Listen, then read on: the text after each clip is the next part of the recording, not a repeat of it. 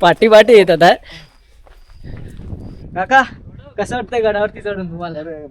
मजा येते. आम्ही आता बाकीचे पण गट चढले. थोडा हा गट जो आहे ना थोडा अवघड वाटलाय आमच्या वयामध्ये. फुल टेन्शन पाय वाट आहे. टेन्शन एकदम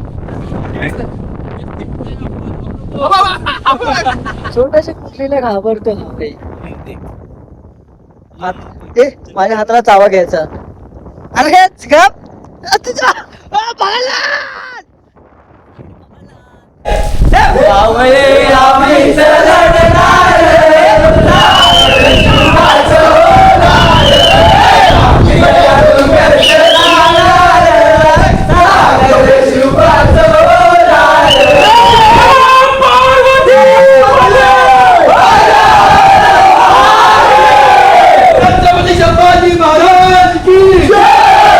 नमस्कार मंडळी, तुम्हा सर्वांचे स्वागत आहे आपल्या चॅनलवरती.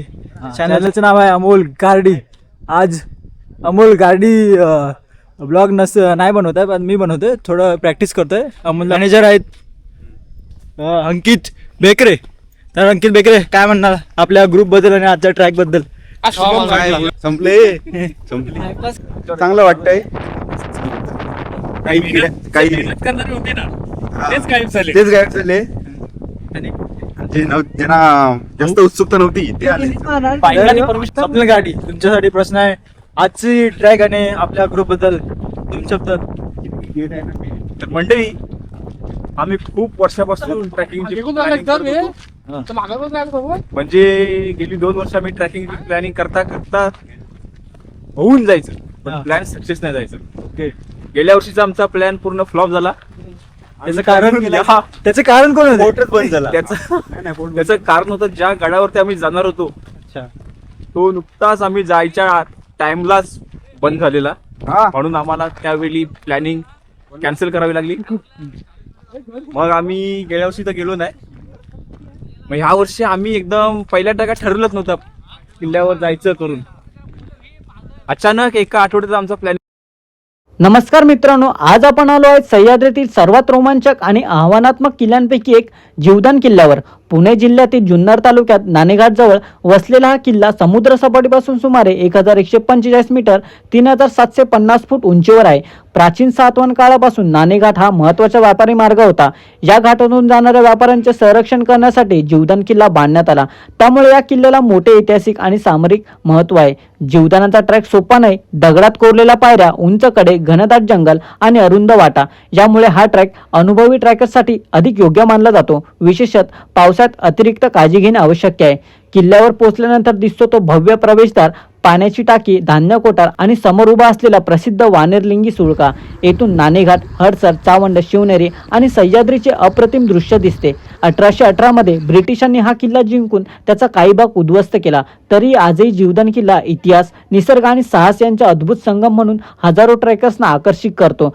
जर तुम्ही साहसी ट्रेक आणि इतिहासाची आवड असलेले असाल तर जीवदान किल्ला तुमच्या बकेट लिस्ट मध्ये नक्की असायला हवा. तर मंडळी, चला आता या ऐतिहासिक गडाची सफर सुरू करूया. जीवदान किल्ल्याच्या पायथ्याशी आणि आसपास अनेक ऐतिहासिक व नैसर्गिक ठिकाणे आहेत. तर मंडळी, जीवदान किल्ल्याचे मुख्य बेस विलेज घाटघर गाव आहे. बहुतेक ट्रेकर्स येथून ट्रेक सुरू करतात आणि गावातून सह्याद्रीचे अप्रतिम दृश्य दिसतात. सुमारे 2000 वर्षापूर्वीचा प्राचीन व्यापारी घाटमार्ग. सातवाहन काळात व्यापारी येथे प्रवास करत आणि टोल भरत असत. येथील गुहा आणि प्राचीन बाही शिलालेख ऐतिहासिक दृष्ट्या अत्यंत महत्त्वाचे आहेत. किल्ल्याभोवती खोल दऱ्या, कातळकडे आणि पावसाळ्यात धबधबे दिसतात. सूर्योदय आणि ढगांचे दृश्य विशेष आकर्षक असते. माकडे, विविध पक्षी आणि काही सरपटणारे प्राणी या परिसरात आढळू शकतात. त्यामुळे ट्रेक करताना निसर्गाचा आदर करा आणि कचरा टाकू नका. तर मंडळी, आपण आता जीवदान किल्ल्याच्या पायथ्याशी घाटघर गावात आहेत. याच परिसरातून सुरू होतो इतिहास प्रसिद्ध नाणेघाटचा मार्ग. हजारो वर्षापूर्वी व्यापारी याच वाटेने प्रवास करत असत आणि त्यांच्यावर लक्ष ठेवण्यासाठी उभारला गेला हा अभेद्य जीवदान किल्ला. आज आपण त्या इतिहासाच्या पाऊलखुणांवर चालणार आहोत.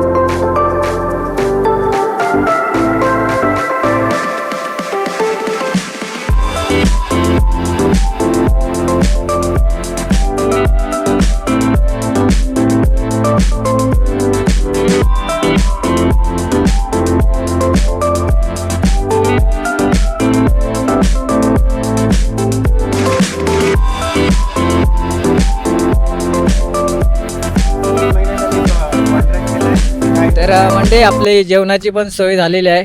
गडावरतून खाली उतरल्यावर त्या दादाजवळ आम्ही जेवणाची सोय केलेली आहे. मस्त गावठी थाली आहे, चिकन वगैरे. पीस आहे ना ते हा. लिमिटेड आहे. राईस, चपाती आणि रस्सा अनलिमिटेड. अनलिमिटेड मस्त एकदम.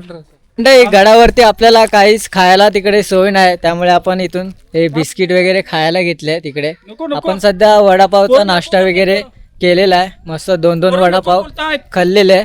तर जाता जाता म्हटलं वरती गड चढताना थोडं म्हणजे असं थोडं टाइमपास. भूक वगैरे आपण बिस्किट घेतलंय. गुड डे बिस्किट आहे. तर मित्रांनो, सध्या आपण उभे आहोत जीवदान किल्ल्याच्या सर्वात भन्नाट पॉइंटवर. समोर दिसणारा हा निसर्गाचा अद्भुत चमत्कार म्हणजे रिव्हर्स वॉटरफॉल. सामान्य धबधबा खाली पडतो, पण इथे जोरदार वाऱ्यामुळे पाण्याचे थेंब खाली पडण्याऐवजी पुन्हा वरच्या दिशेने उडताना दिसतात. म्हणून याला रिव्हर्स वॉटरफॉल असे म्हटले जाते. पावसाळ्यात सह्याद्रीतील ढग, धुके, वेगवान वारे आणि हा नजारा एकत्र पाहताना अंगावर अक्षरशः शहारे येतात. प्रत्येक क्षण कॅमेऱ्यात कैद करावा असा वाटतो.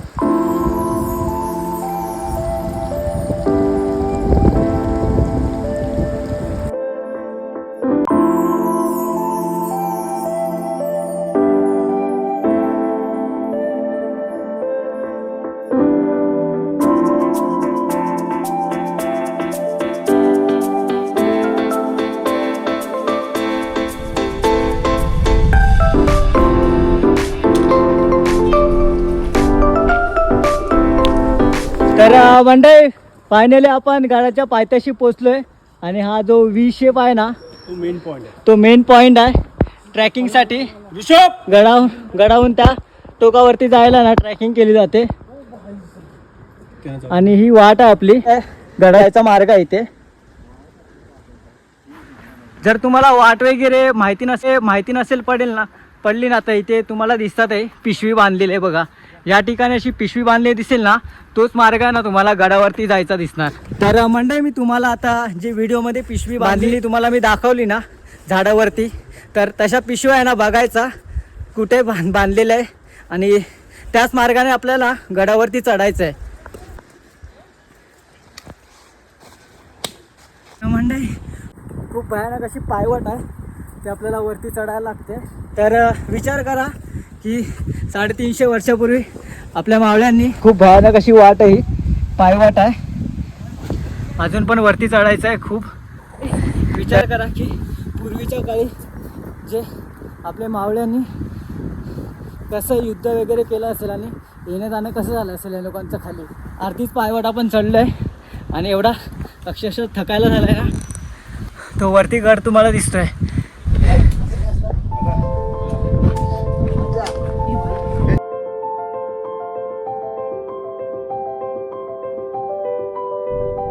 काका, कसं वाटतंय गडावरती चढून तुम्हाला? मजा येते. आम्ही आता बाकीचे पण गड चढले. थोडा हा गड जो आहे ना, थोडा अवघड वाटलाय आमच्या वयामध्ये, अच्छा. पण मजा आली. आम्ही म्हणजे 100% नाही, पण 90% कम्प्लीट केला. आतापर्यंत म्हणजे किती गड तुम्ही केले? आमचे नाही म्हणलं तरी एक 25-30 गड झालेले. 25. हो. थोडा तर मंडळी, आपण त्या काकांना विचारला आणि त्या काकांचं आता वय असेल ना जवळजवळ 50-60 असेल. 60च्या आसपास वय असेल त्यांचा. आणि या वयात पण ते काका आहेत ना गडावरती चढतात आहे, गड सर करतात आहे. तर ही अशी पायवाट आहे दगडात कोरलेली.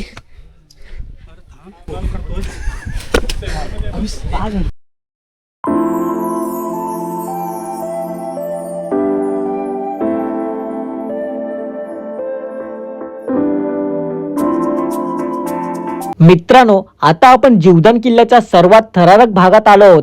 या समोर दिसणाऱ्या दगडात कोरलेला पायऱ्या म्हणजे या किल्ल्याचं सर्वात मोठं आकर्षण.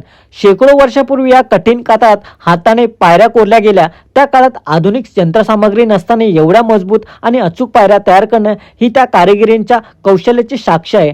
या पायऱ्यांवरून चालताना एका बाजूला उंच कातळ आणि दुसऱ्या बाजूला खोल दरी दिसते. त्यामुळे प्रत्येक पाऊल काळजीपूर्वक टाकावं लागतं. पावसाळ्यात तर या पायऱ्या अधिक निसरड्या होतात, म्हणून योग्य ट्रॅकिंग शूज आणि पुरेशी खबरदारी घेणं खूप महत्त्वाचं आहे. याच पायऱ्यांवरून पूर्वी सैनिक, पहारेकरी आणि किल्ल्यांवर राहणारे लोक दररोज ये-जा करत असतील. ही कल्पनाच अंगावर रोमांच उभं करते. जीवदान किल्ल्याचा हा मार्ग केवळ एक ट्रेक नाही, तर इतिहास, साहस आणि सह्याद्रीच्या अद्भुत कातर रचनेचा प्रत्यक्ष अनुभव आहे. त्यामुळे इथे प्रत्येक पाऊल टाकताना इतिहासाचा आदर करा, निसर्ग स्वच्छ ठेवा आणि सुरक्षिततेला नेहमी प्राधान्य द्या.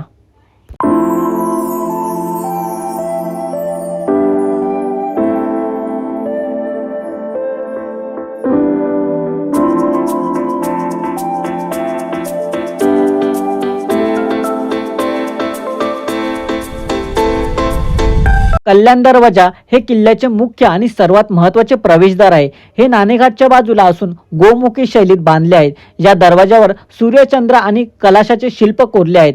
तिसऱ्या अल्गो मराठा युद्धात ब्रिटिश सैन्याने या दरवाजाच्या दगडी पायऱ्या उडवून दिल्यामुळे सध्या येथे वर चढण्यासाठी रॉक क्लाइम्बिंग किंवा दोरीची मदत घ्यावी लागते.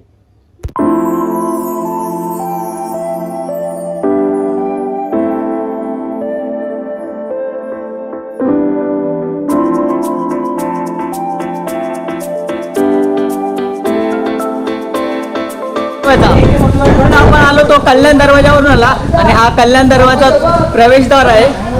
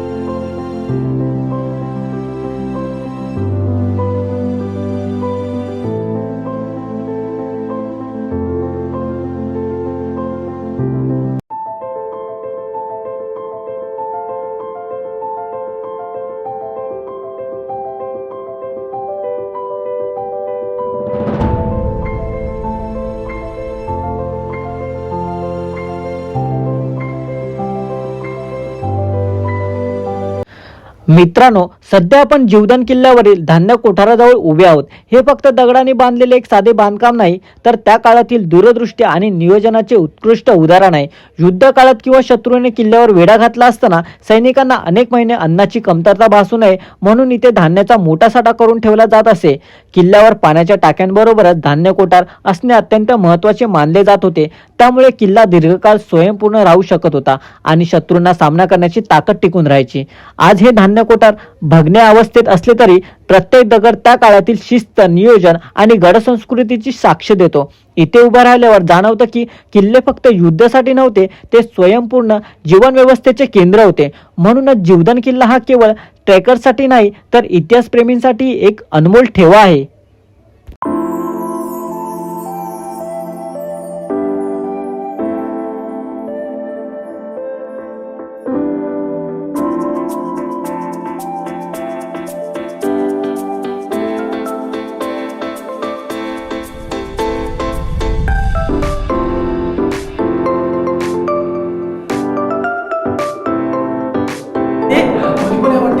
आतमध्ये इकडे फुल डेंजर आहे. इकडे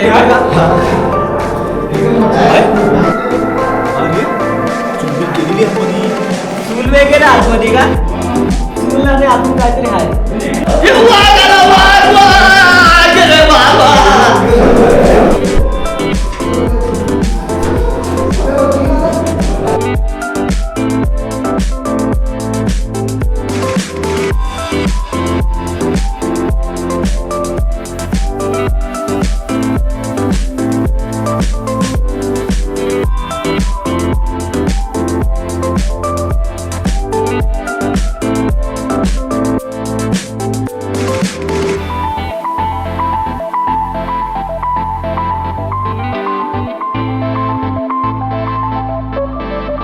मित्रांनो, आता आपण आलो आहोत जीवदान किल्ल्यावरील अतिशय अनोख्या ठिकाणी म्हणजे वानरलिंग. या शिवलिंगाला वानरलिंग असे म्हटले जाते. स्थानिकांच्या मते पूर्वी या परिसरात मोठ्या प्रमाणावर माकडांचा वावर असल्यामुळे या ठिकाणाला हे नाव पडले. हे शिवलिंग दगडात कोरलेले असून अनेक वर्षापासून येथे भाविक आणि ट्रेकर्स दर्शनासाठी येतात. किल्ल्यावरच्या कठीण चढाईनंतर हे ठिकाण मनाला एक वेगळीच शांतता देते. आजही अनेक ट्रेकर्स येथे थांबून भगवान शिवाचे दर्शन घेतात आणि पुढील प्रवासासाठी आशीर्वाद घेतात. जर तुम्ही जीवदान किल्ल्यावर ट्रेकला येणार असाल तर या ऐतिहासिक आणि धार्मिक महत्त्वाचा असलेल्या वानरलिंगाचे दर्शन नक्की घ्या. अशाच भन्नाट ट्रेक आणि व्लॉगसाठी व्हिडिओला लाईक करा, चॅनलला सबस्क्राईब करा आणि कमेंटमध्ये हर हर महादेव लिहा. तर मंडळी, फायनली आपण गडाच्या खाली उतरलोय. थरथरत भावा, जाम हालत खराब झाली खाली उतरेपर्यंत. गर्दी भरपूर भेटली आता आम्हाला, आणखी खूप जण पब्लिक आहे ती येते या ठिकाणी, त्यामुळे गर्दी भेटली. सकाळी आम्हाला जातेवेळी गर्दी वगैरे काय एवढी भेटली नाही. आता आपण थोड्या वेळाने लंच करणार आहे. जेवण मस्त सांगितलं होतं तिकडे.